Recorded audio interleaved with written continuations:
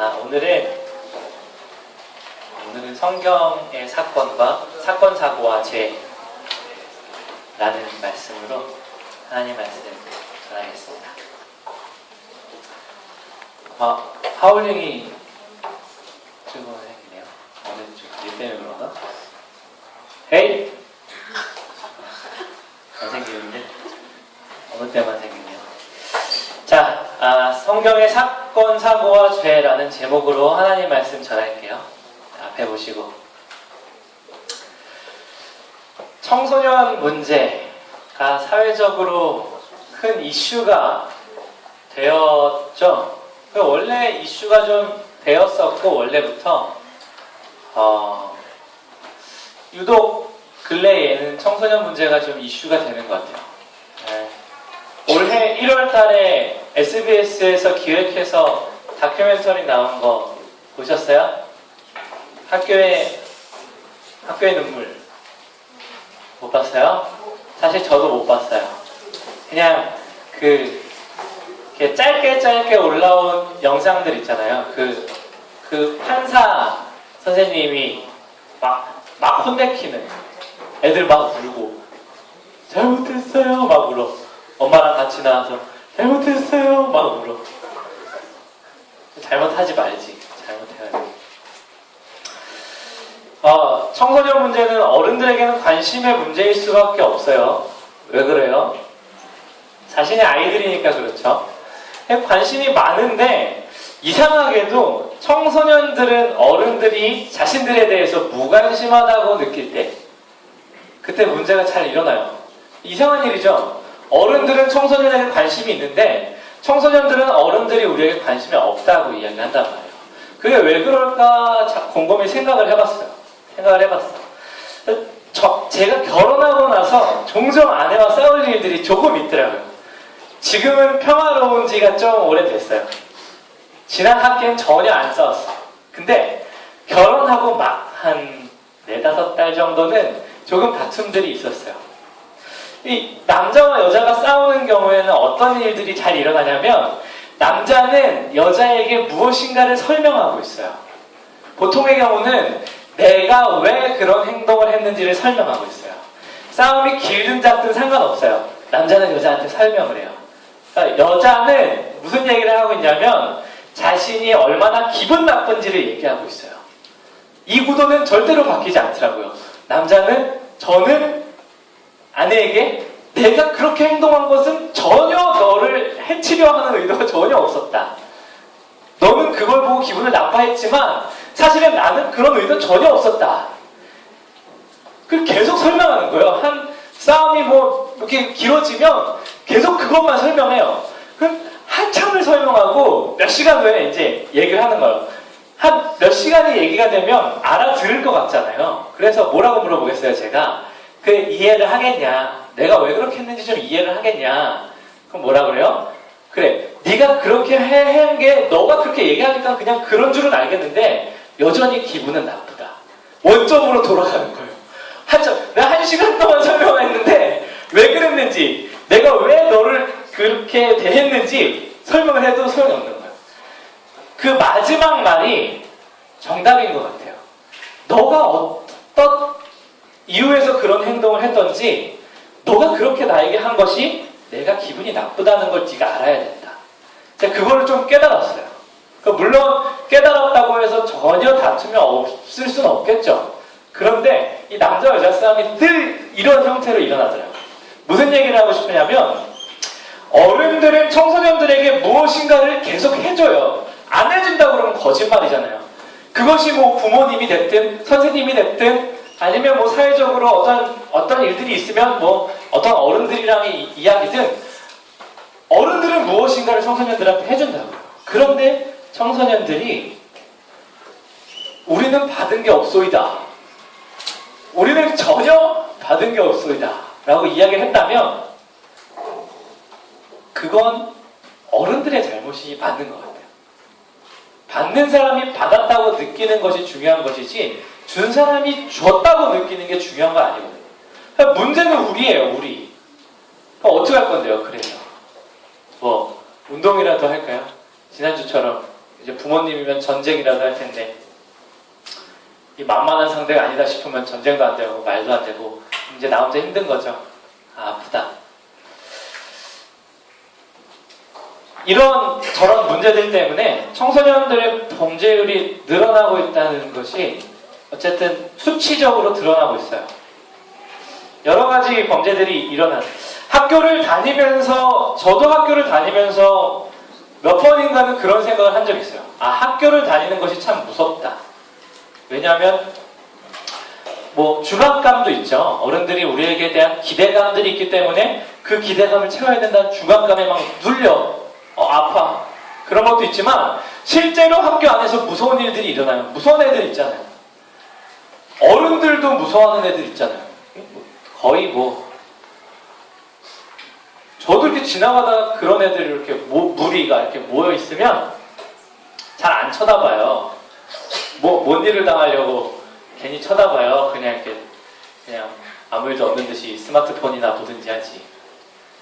걔네들은 생각이 없기 때문에 건들면 안 돼요. 학교라는 곳이 참 무섭다는 생각을 몇 번인가 했을 거예요. 그거는 그 무서운 친구들 때문에만은 아닐 거예요. 그거는 공동체이기 때문에 또 그래요. 관계 안에서 당하는 상처도 되게 많은 거예요. 사실은 그게 제일 큰 것 같아요. 무서운 친구들이야 뭐 건들지만 않으면 사실 별일 안 일어나잖아요. 그런데 친구들과의 관계, 이 반과의 관계 이런 것이 틀어지기 시작하면 학교가 진짜 무서워요. 등교가 싫어져요. 이 어떤 이유에서든지 청소년 범죄가 늘어나고 있어요. 왜일까요?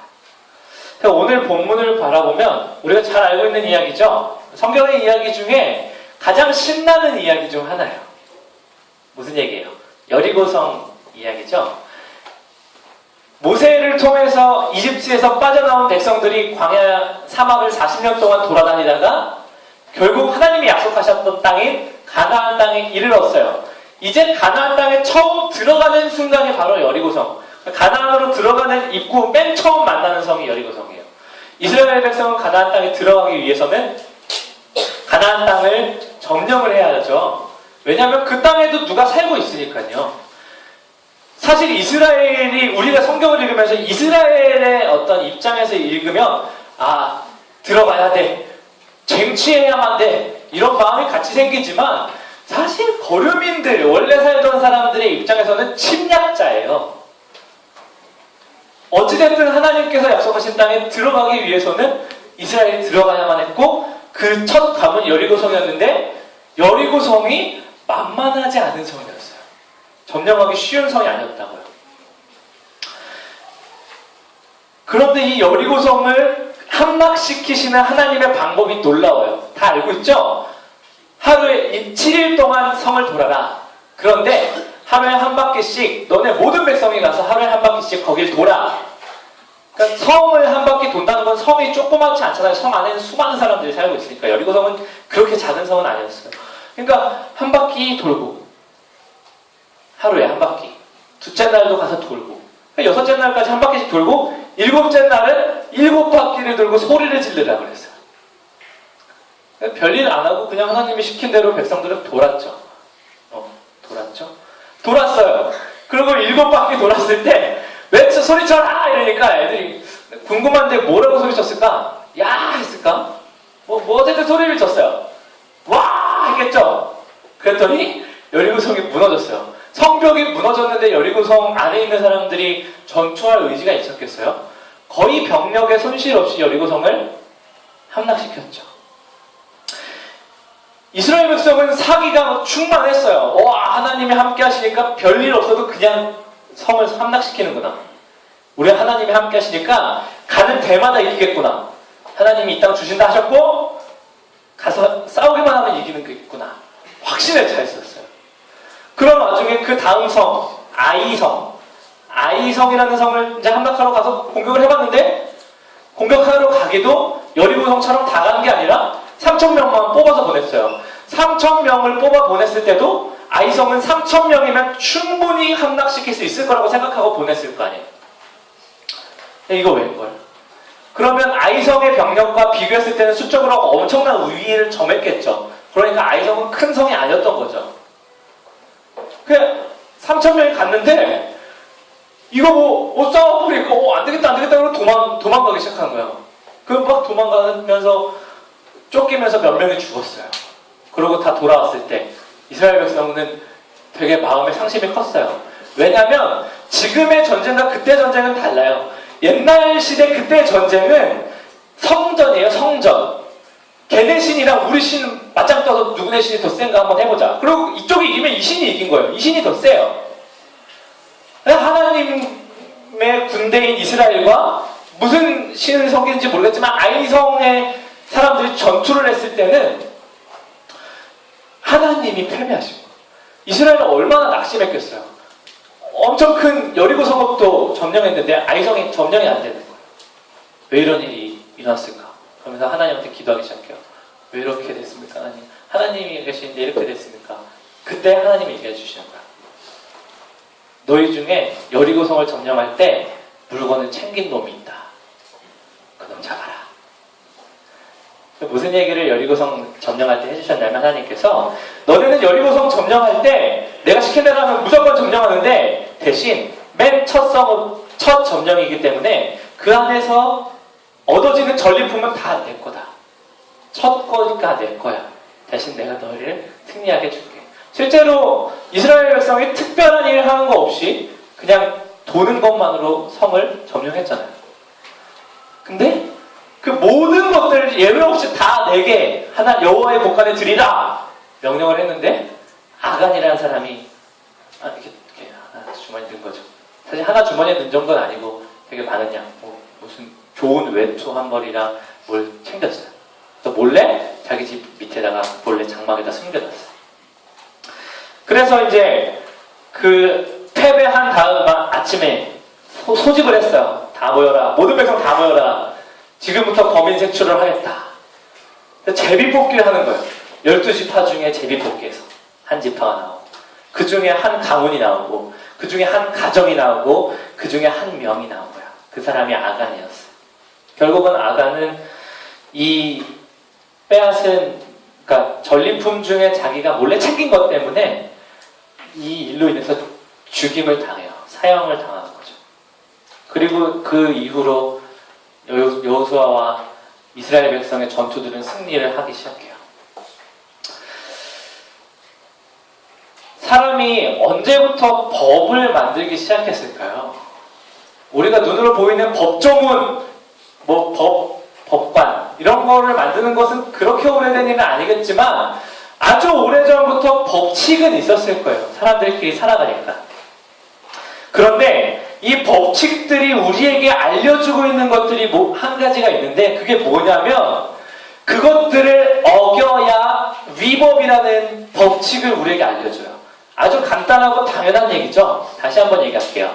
우리들이 그 법칙을 어겨야 법을 어긴 것이라는 위법한 것이라는 그 법칙을 속에서 우리가 살게 만들어요.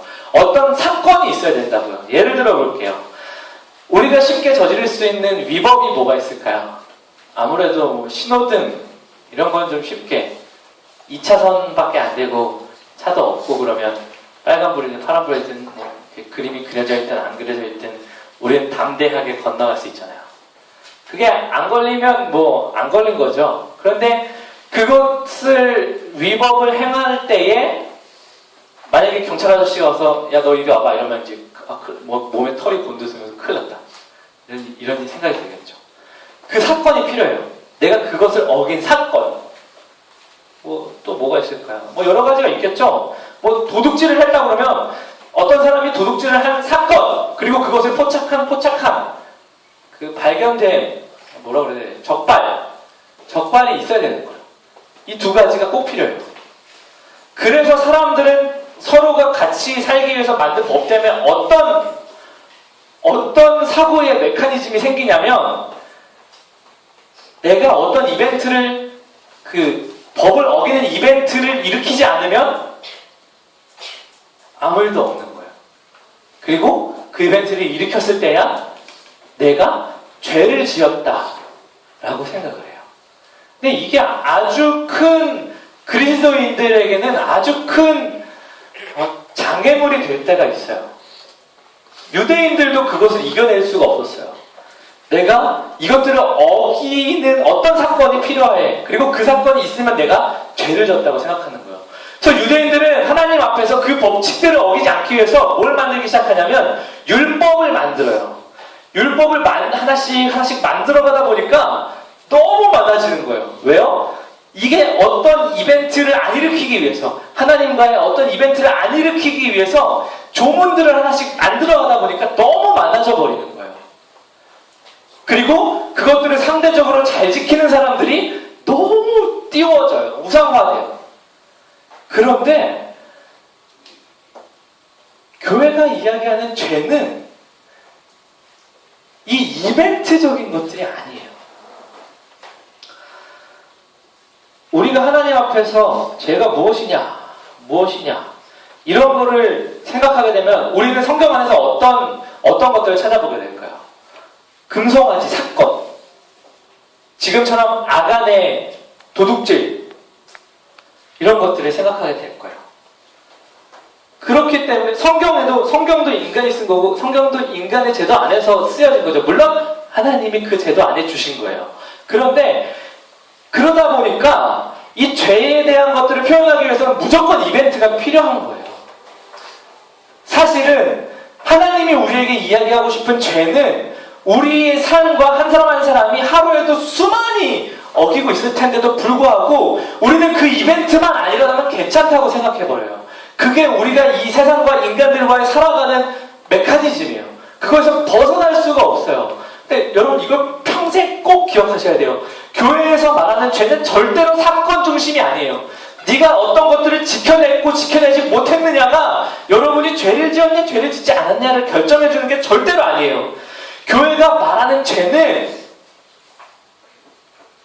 자세예요. 이걸 꼭 기억하셔야 돼요. 여러분 오늘 제가 죄에 대한 설교 마지막 시간입니다. 만약에 어떤 사건 자체가 죄라고 여길 수 있다. 물론 그 사건 자체는 죄예요. 왜요? 그 사건을 만든 자세가 기본이 의식이 잘못되어 있었기 때문이에요. 그리고 그것이 그 사건을 통해 표출된 거예요. 그런데 그 사건 자체가 곧 죄인 건 아니에요. 그것들이 일으킨 나의 마음가짐과 그것들을 감히 실행한 나의 용기, 그것이 죄인 거예요. 여러분 이 죄를 가지고만 비교해 보겠어요? 아간의 죄는 전리품 싸우는 아간이 얼마나 열심히 싸웠겠어요? 가서 막 야! 덤벼라 하면서 싸웠을 거 아니에요. 물론 하나님이 무너뜨려 주셨지만 그 안에 들어가서 이스라엘 백성이 여리고성 안으로 이제 침투한 다음에는 무슨 일이 일어났을 거 아니에요. 아간은 그 안에서 열심히 했을 거라고요. 여러분 안 그렇겠어요? 여러분 봉사활동이 아니라 뭐 하는데 누가 좀 도와주려고 그러면 왜 나만 시켜요? 이런 감정 들잖아요. 심지어 그 안에서 너무너무 열심히 한 아간이 왜 보상받고 싶은 마음이 없었겠어요? 그게 그렇게 큰 죄예요? 외투 몇 벌이랑 뭐 금동인가 은동인가 몇 개를 그냥 가져간 거예요. 열심히 했으니까 이 정도는 받아야 되는 거 아니야? 그러니까 아간의 죄는 이거였습니다. 아간의 결과는 어땠어요? 하나님은 아간을 적발하셨고 결과적으로 아간은 그 공동체 안에서 사형당했어요. 그 죄의 질로만 비교하면 다윗이랑 한번 비교해 봅시다. 다윗은요 자기의 충직한 부하의 아내를 목욕하는 거 훔쳐보고 데리고 와서 아내 삼고 그게 걸릴까봐 충직한 부하를 불러가지고 우리아를 죽였어요. 맨 앞에 전쟁 맨 앞에 내보내. 야, 걔 전쟁 맨 앞에 내보내. 전문을 써가지고 군대 장관이 최고 장군이 전쟁터 맨 전방에 내면 옛날 같으면 다 죽죠. 어떻게 맨 앞줄에 있는 애들이 어떻게 살아요? 우리를 죽인 거예요. 아내를 취했고 그를 범했고 심지어 이를 그가 직접 죽이진 않았지만 죽게 만들었어요. 근데 다윗은 하나님께 용서를 받아요. 여러분 이런 성경의 어떤 라인, 이렇게 하나님의 태도를 보면 우리는 좀 억울하지 않나요? 하나님 뭐 기분 따라요? 하나님이 죽이고 싶으면 그냥 죽이는 거고, 하나님이 죽이기 싫은 놈들은 좀 살려주고 걔는 조금 친하니까 괜찮은 거예요. 그래서 다윗이 살았어요? 그렇지 않아요. 우리가 죄를 사건으로 여긴다면 분명히 다윗은 그냥 그 자리에서 죽었어야 돼요. 그런데 이 죄를 대하는 태도가 달랐던 거예요. 아간은 여리고성 전투 이후에 아이성 전투까지 꽤 긴 기간이 있었을 거라고 바로 쳐들어갔겠어요? 정비를 하고 준비를 해서 갔을 거 아니에요? 그럼 여리고성에서 취한 다음에 아이성을 공격할 때까지, 그리고 아이성에서 패배하고 돌아왔을 때까지도 아간은 자기의 죄에 대해서 돌이킬 수 있는 시간적 여유가 있었어요. 여러분, 이게 얼마나 중요한지 알아요? 가론 유다, 제가 어른 저녁 예배 설교 때도 이 가론 유다와 죄에 대한 설교를 한번 했거든요. 이게 무슨 얘기냐면, 가론 유다도 우리가 생각하기에는 뭔가 그래도 뭐 이유가 있었을 것 같이 좀 보일 어떤 증거들이 있지만, 가론 유다는 그 죄를 돌이킬 수 있는 시간이 있었어요. 그것들을 너가 너의 죄가 무엇인지 깨달아봐라. 교회 맨날 가면서 예배 맨날 드리면서 제사 드리면서 아간이 생각 안 했겠냐고요. 문제는 거기서 내 죄를 이것이요 하고 돌이킬 수 있는 힘이 없었던 거예요. 다윗은 어땠어요? 다윗은 그가 무도한 짓을 저질렀음에도 불구하고 나단에 와서 너 잘못했다 라고 이야기했을 때 막 침대가 다 젖도록 울면서 하나님 앞에 회개를 했어요. 여러분, 죄가 이벤트입니까? 여러분, 이 사고 구조가 메커니즘을 바꾸지 않으면요, 여러분, 우리가 회개한다고 할 때 회개합시다라고 이야기, 교회에서 회개합시다라고 얘기할 때 우리는 맨날 내가 담배 폈어요, 내가 술 마셨어요, 내가 뭐 어머니를 때렸어요 이러면서 기도할 수밖에 없다고요. 이벤트니까요. 물론 잘못된 걸 수 있죠. 그런데 자세가 바뀌면 그건 해결되는 거예요. 이게 내가 하지 말아야 할 것들을 다 정해놓고 그것들을 모두 지키려고 하는 것보다 내가 하나님과의 관계 안에서 자세를 바꾸는, 그 자세가 잘못된 죄를 회개하는 그것들에서부터 시작하면 이 앞에 것들은 그냥 해결이 된다고요. 하나님과 늘 얘기하면서 내가 하나님과 늘 이야기하고 또 하나님과 교제하지 못한 게 너무너무 죄송해요, 이렇게 이야기하는 사람이 어른들도 싫어하고 부모님도 싫어하고 교회 공동체도 싫어하는 그런 행동들을 하겠냐고요. 물어보는 것이 그것이 성경에 써있냐는 거예요. 죄가 이벤트가 아니라고요. 그 담배를 꼬나 무는 그 순간 그게 아니라고요.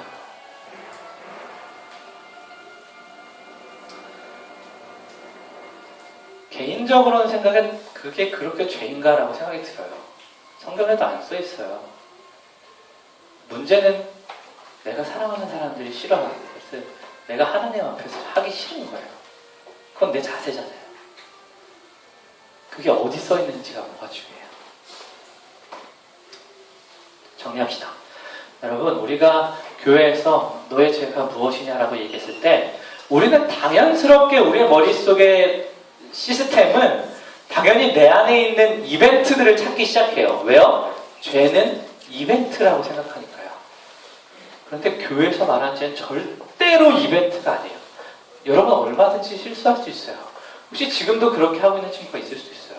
여러분 자신을 너무 누르지 마세요. 그게 여러분을 하나님이 싫어하게 만드는 전혀 조건이 되잖아요. 그런데 하나님이 여러분에게 실망할 수 있는 것 중에 하나는 여러분이 그런 행동들을 한다는 것 자체 때문이 아니라 여러분의 마음이 하나님한테 가 있지 않을 때 훨씬 더 실망하세요. 그러니까 잘못 생각하시는 거예요. 내가 그런 행동을 하니까 나는 교회 나와 하나님 볼 면목이 없어. 하나님 그거 별로 신경 안 쓰실 것 같아요. 사실 담배 펴도 하나님은 그렇게 신경 쓰지 않을 것 같아요. 대신 우리의 공동체와 정서는 신경 쓰죠. 그것도 우리에겐 중요한 일이잖아요. 여러분, 하루하루 하나님 앞에 바르게 살려고 노력하면서 우리 교회 안에서 여러분의 죄라는, 교회 안에서는 여러분에게 죄의 문제를 언제든지 권고하게 될 거예요. 그럼 여러분은 교회 안에서 죄라는 이 단어를 들은 순간 여러분의 머릿속의 시스템은 이제는 여러분 안에서 이벤트를 찾아내는 것이 아니라 내가 하나님과 어떻게 하구나, 내가 하나님과의 관계가 지금 어떤가, 그게 가장 먼저 떠오르시기를 기원합니다. 부디 죄와 이벤트를, 사건을 연결하지 마시고 죄라는 단어, 특별히 교회 안에서, 여러분 이거를 또 세상에 가서 그러면 안 돼요. 뭐 그거 훔쳐놓고 잡혀갔는데 내 하나님, 그 경찰 아저씨한테 제가 하나님 앞에 정말 죄를 지었습니다. 소용없어요. 그냥 물어줘야 돼요. 하나님은 용서해 주시는데 그 경찰 아저씨는 그건 용서 안 해주고 갚아야 돼요. 다만 교회 안에서는 죄라는 단어가 선포됐을 때 그 즉시 여러분의 머리에서 하나님의 얼굴을 떠올리세요. 그리고 그 하나님이 나에 대한 얼굴이 얼마나 안타까운지를 좀 바라보세요. 그게 우리 안에 고백해야 하는 가장 큰 죄입니다. 여러분 이것을 평생 기억하고 절대로 잊지 말고, 이제부터 교회에서 여러분에게 선포되는 모든 죄의 문제들이 하나님과 연결되시기를 주님의 이름으로 축원합니다. 두 눈 감고 기도합시다. 저는 죄의 문제를 여러분들에게 권고하는 것을 좋아하는 사람은 아닙니다. 저는 교회에 이렇게 힘든데도 불구하고 교회에 와준 여러분들에게 무거운 마음을 전해주고 싶은 마음은 추워도 없어요. 그런데 이 죄의 문제를 해결하는 것은 여러분들로 하여금 무겁게 만드는 것이 아니라 여러분들이 이 세상에서 느낄 수 없는 하나님만이 주실 수 있는 평안 가운데 거하는 가장 빠른 길이에요. 그 옛날 평양의 장대현 교회에서도 회개로부터 시작해서 죄 고백으로부터 시작해서 대한민국이 완전히 발칵 뒤집혔어요. 저는 믿습니다. 여러분들의 진심 어린 회개, 내가 하나님과 이것밖에 안 됐습니다라고 하나님한테 이야기할 수 있는 용기, 그것이 우리 중고등부를 감히 하나님께서 쓰시며 바꿀 수 있는 가장 큰 원동력이, 시작점이 될 거라고 믿습니다. 딱 한 가지만 기도할게요. 하나님과의 관계에서 내가 어떤 이벤트들이 일어났을 때 하나님을 바로 바라보지 못했던 것과 내가 지금 하나님과의 관계가 올바르지 않다는 것, 그것에 대해서 하나님께 얘기하세요. 그냥 회개라기보다는 내가 이랬습니다 하고 얘기하세요. 하나님께서 여러분에게 평안한 마음 주실 것입니다.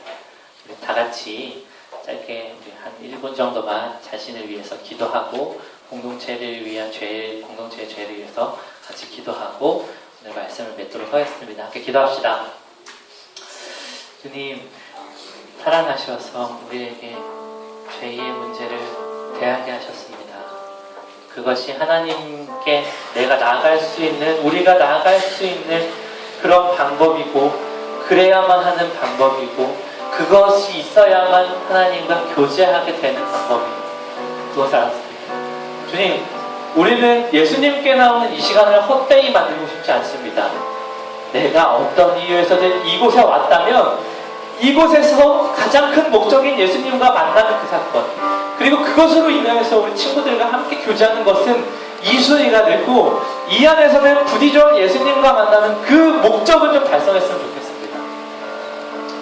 주님, 하나님께서 우리에게 다가오셔서 또한 너무 사랑하셔서 우리에게 이야기하시고 자기 독생자를 주시기까지 우리를 사랑하시고 아끼었는데, 우리도 우리의 삶에서 너무 어린애처럼 맨날 눈에 보이는 한 사건 사고만 내가 죄인이라고, 내가 무엇을 했노라고 이런 회개만 하는 것이 아니라, 이제는 어른으로 가는 발걸음 중에 있는 우리 친구들이 하나님, 내가 하나님을 찾지 못했습니다라고 조금 더 영적으로 성숙해 나가는 죄의 관념을 가지는 그런 일들이 일어나게 없어서, 주님, 우리 모두는 죄인입니다. 그것은 우리가 잘못을 저질렀다 저지르지 않았다가 기준이 아니라 내가 하나님을, 예수 그리스도를 믿는 사람으로, 예수 그리스도의 제자된 자로 하나님을 하루하루 찾지 못했다. 내가 일주일 6일 동안의 시간 중에 단 한 시간도 하나님과 대화하지 못했다. 그것이 내게 가장 큰 죄이다. 내가 내 마음 가운데 있는 모든 우상들을 내가 다 만들어 놓고 그것들을 하나님보다 더욱 사랑하는, 그것에 내가 참여할 뿐만 아니라 그것에 가장 주도적인 역할을 하는, 그것이 바로 나이다. 아버지, 그런 것들이 주님 앞에서 우리의 죄를 고백되는 우리 주거주고 공동체가 되게 하옵소서. 우리를 사랑하시는 줄 압니다.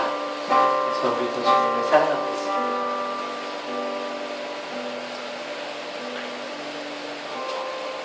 하나님 사랑합니다. 우리들은 죄인입니다. 우리는 죄 지은 것이 없는 것 같지만 오늘 하나님께서 주신 말씀으로 비춰보면 극악무도한 죄인이 맞습니다.